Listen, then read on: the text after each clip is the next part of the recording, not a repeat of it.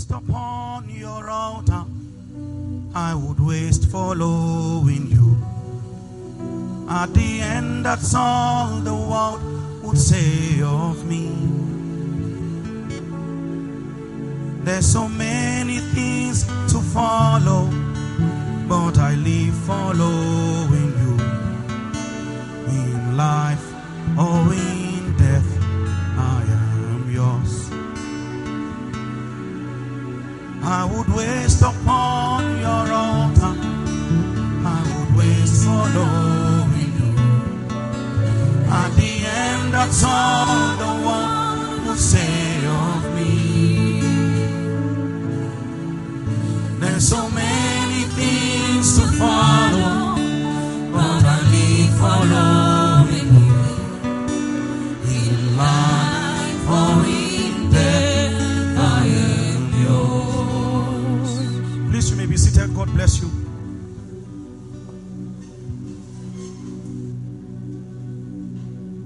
Man did not start in time. Man did not start in time. He started from eternity. And so he will return back to where he started from. The scripture says in Jeremiah chapter 1 verse 5, before I formed thee in your mother's womb, he says, I knew you, I sanctified you, and I ordained you a prophet unto the nations. Man's expression did not start inside time. He had lived in a realm where time was not a reality before, and so nothing timely can satisfy his hunger. He will try to use temporal things to make up for his deficiencies, but by everything he achieves, he will find out there is a void that only eternity can satisfy, because he had tasted from the wine of eternity before, and so only eternal things can satisfy him. In the light that man didn't start in time, it will be foolishness that all your labor, all your achievements, everything you have are things that are temporal, time-based realities. Unfortunately, this is what some people build and pursue with all of their life.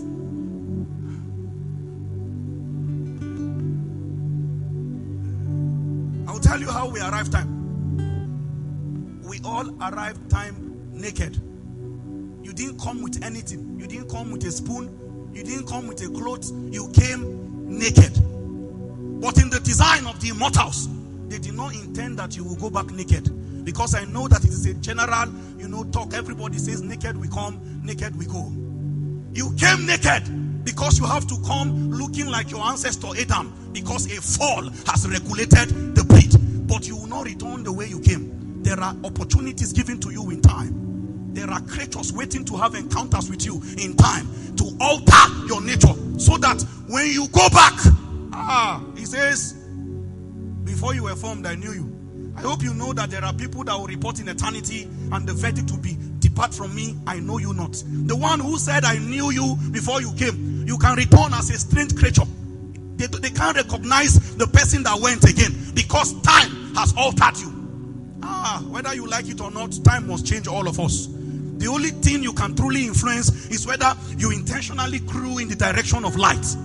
And there is only one standard, is how much you look like Christ. It's Jesus that they measure every man with. Ecclesiastes chapter 10 verse 15, it says, the labor of the foolish wearieth them all, because they know not the way to the city. You can be very busy, yet the immortals don't know what you are spending your time doing. You can be so occupied complaining that there is no time, and yet there is no reference that any of the activity that you currently are so preoccupied by strikes in eternity. Our generation is deceived, and I continue to echo these things. There are things that don't matter that have become an emphasis for us. Many of us, you don't have any inheritance, no possession. You are going to a realm and you don't have anything there. Everything you have is here, and when you take your last breath, strangers will split it and they will carry it as their own. You don't have anything that can pass through the test of eternity. There are articles that can follow you into the world beyond. You can carry things from this side of the world, and you can carry it. The custom officers of eternity will not categorize those things as contraband. One of it is souls. If you are here and there's no soul tied to you, nobody entered heaven because of you. No soul is on their way to the celestial city because of you. You don't have anything. Mind you, there was a very subtle warning Jesus gave. He says, store not your treasures in this world where moths and rots can eat it. He says, lay up treasures in heaven. Do you have any inheritance in heaven? Do you have any possession?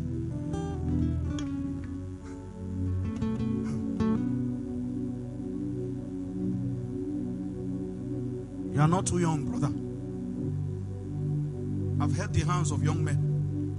Some of them requested that I come to the hospital. Their parents made the arrangement. The only thing the guy was asking for, it broke my heart that evening. He said he wanted to hold my hands as he passed.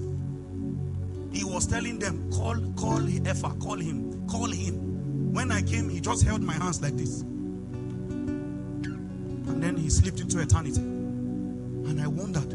Another sister told me that, please, her brother, there was a kidney issue, I believe, all the way in Enugu. His last request, when people want to leave this side into the great beyond, there are all kinds of requests. Some people ask for their favorite meal. That's the last memory they want to have about time. This particular sister, her brother asked, he said, play Theophilus song for me. That is his last request. Very soon you will soon realize that all the things we have made so much emphasis around, this thing is just a temporal reality. It's like a reality TV show. It will soon end. And the unfortunate thing about the things I'm sharing about is that there is a deception that makes us think that we are young, so we have time. As a matter of fact, the young die now more than the old. The number of obituaries, the number of sudden death, you are like the flowers of the field. You are bright in the morning. When we return in the evening, Solomon says, the glory that you saw in the morning, it has vanished. You are young, brother. You are young, sister. Jesus is not drinking from the cup of your wine. That's your youthful vigor. No spirit of Zion is benefiting from it. The devil is spending of your youth, deploying all your energy and your strength towards things that advance a strong negative government. And you cannot see yet. The only reason why man should not die but live is so that he should declare the works of the Lord. And if your life is not declaring the works of the Lord, you have not met the criteria that is supposed to elongate your time on earth. I don't know what you are preoccupied with. If you are here, you are 15 years, you don't have any soul. I'm not talking about have like a possession. You cannot account that this is what I won. You have never done the work of the master. Never. The question I put to you, who did you live for? What are you living for? It's a self-centered existence. Me, myself, and I. And the one declaration is go ye into the world. It is to penetrate the systems, to reveal Jesus. There are many people sitting here, even while I'm talking, even as I'm speaking like this. The spirit of the new age has shielded their hearts. They will never win souls. They are never bought in by souls. When sinners die, they are happy. They even orchestrate the death of sinners. They pray judgment prayers for a man that has not received Jesus to die. And they are not thinking where that soul went to.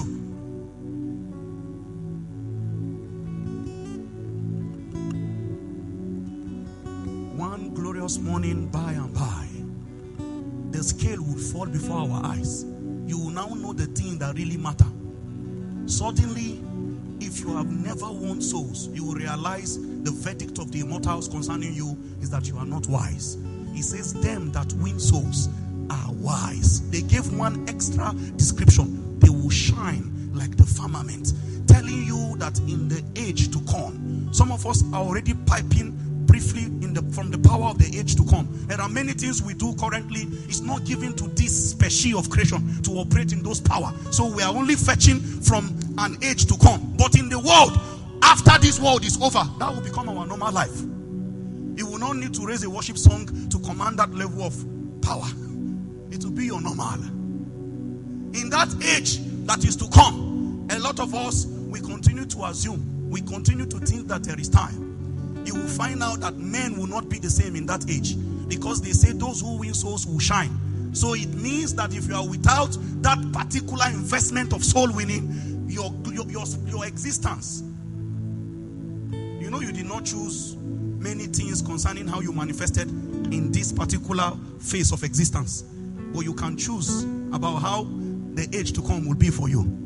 You can be among the nobles in the New Jerusalem. You can be among the princes, the ones that galaxies are wheeled after them. Abraham walked with God, and they named the whole of the underworld, the bosom of Abraham, the place where the righteous will stay. They named it after one man. It's already a foretaste of the world to come. This is how they will name cities after people who are wise. I don't know what wisdom is for you, but if soul is not part of it, you have really missed an emphasis in the New Testament gospel. It is about soul. It is about winning souls. It's about bringing people who are lost to the kingdom.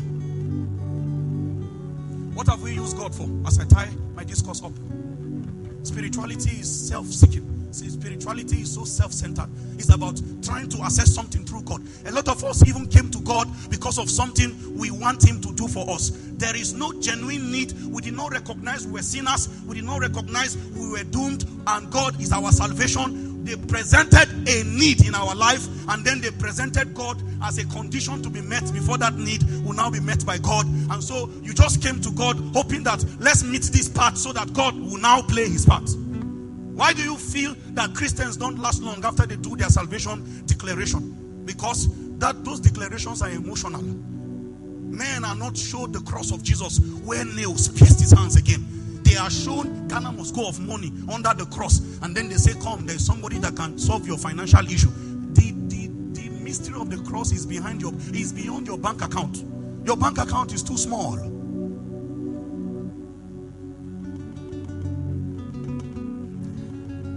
Oh, as I tie my discourse up, I want men to wait for me on the other side. I want many souls to be waiting. The day I will die, hell will celebrate. Heaven too will celebrate.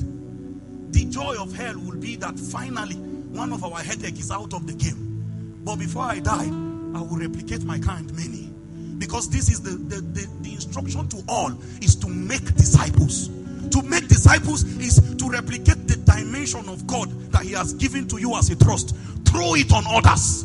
So that while you are alive, you have replicated that same burden that they gave to you. You can see it littered across the landscape. There are many of us here, you think that the work of soul winning is the work of pastor. It is not. It is far from the truth. We have all been called to the ministry of reconciliation. Have you reconciled anybody back to God before? Have you become the middleman that brought somebody to God and say sorry for what he did? He now, you know how somebody can offend somebody and the person does not have the confidence to go and approach the person he has offended, and he will have to route through another person. That is the ministry they gave all Christians. They say help sinners come to God. And instead of becoming a channel to God, many of us have become the source of discouragement, the source of condemnation, and ultimately even the source of sin for many people. Tonight, my voice is an eternal remembrance. I hope that the burden of eternity will rest upon many people's hearts. I hope things that don't have eternal value will vanish before your eyes. Oh, all the things that currently look important, if they don't have a root in eternity, it will fade very soon. You see that your house, ba? A man built a house and used concrete to crest his name on top of the house. It's not long ago, it's just after 10 years. The erosive effect of rain on the name has removed one of the letter. So instead of Obina, what you see is Bina. Time has said, oh God, you can't build legacy here. Your dynasty must be eternal. Only spirits can give you reward. Mind you, the books will be open for all. I don't know what they will read concerning you. In case you are here, you are above 15, I am telling you by God, if you don't have a soul, I'm not talking about whether you are going out. If there is nobody that you have witnessed to intelligently. Someone shared with us in a training, a couple of days back, a man was on one soul for 4 years. One soul. Following him up gradually. For 4 years. This is the saint mentality. You know you are on an assignment. You know life is not for pleasure. This is warfare. It's about colonizing a kingdom that is here on earth. He says, thy kingdom come, thy will be done on earth as it is in heaven. Everything you own, they will share it. Strangers will share it one day. You will leave this body and you will turn back and see people who love you, people who don't love you. They will gather, they will pretend like they are crying. After 2 days, they will turn your burial into a feast. Then they will just turn it to an endless eating spree. Your picture in the parlor. If they pity you much, it will last only 2 years in the parlor. Then during cleaning one Saturday, they will put it under one carton. Your legacy is being lost gradually in time. Woe betide you if you don't have any remembrance in eternity. You have been lost both in time and in eternity. Somebody took a very deep carving and carved it on a tombstone. Here lies blah blah blah. And after a couple of years, his family came around the city. They said, let them go and check. And the effect of wind and water had blotted out some of the write-up. Some people came and dug another grave, and in the process of digging it, they just destroyed the work there. And your own family does not even know where they placed you. Mind you, we will all now meet in eternity. And it is only there that the books will now be open. In case you are here and you are living a double standard life, pretending, have a form of godliness, all your garments are celestial, but your life is not in tandem with the demand of God. You are not hiding from anybody. Because at the end of the day, they will open the books and they will open it in the presence of small and great. Your usher, they will be there. In case you are here, you may continue in sin, and the way the thief visits, he visits when you are unawares. And so when the thief comes and then they cut you off unprepared, you will end up in a place where you will not be able to gist. I don't think, in my wildest imagination, I don't think two people can gist in hell. I don't think you can say, bros, you two, you come here. But there is recognition in hell. You can know when you see a familiar face. May you not be seen, and may nobody see you. You can sight somebody. You can stay in hell and see all the different people that you knew in television and those in Angwan Sunday. It's been a while you heard about hell, right? It's real. People are going into it day by day. The road is still very broad. No matter how much Satan wants to shut the mouth and make sure that eternal reality is not an emphasis on the holy altar, there is nothing more important to man. He says, fear God and keep his commandment. This is the whole duty of man. Wherever you are, can you bow your head in 1 minute? I will not give you a prayer point. A burden must have been quickened in your heart.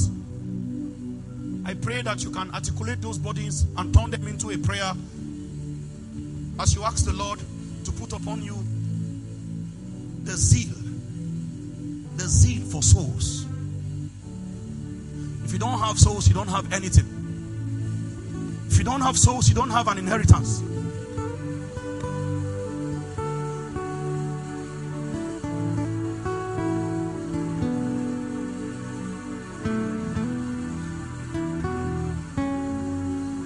Brother, you are not too young. Sister, you are the one I speak to. I would waste upon your altar. I would waste following you. At the end, that's all the world would say of me. There's so many things to follow, but I live following you.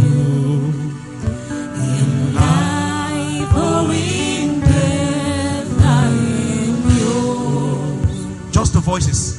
It's a vow. I would waste upon your altar. I would waste following you. At the end, that's all the world would say of me.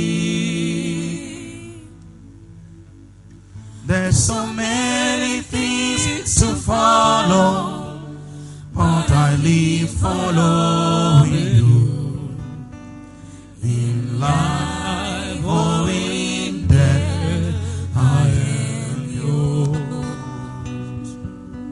It's time to make that decision again.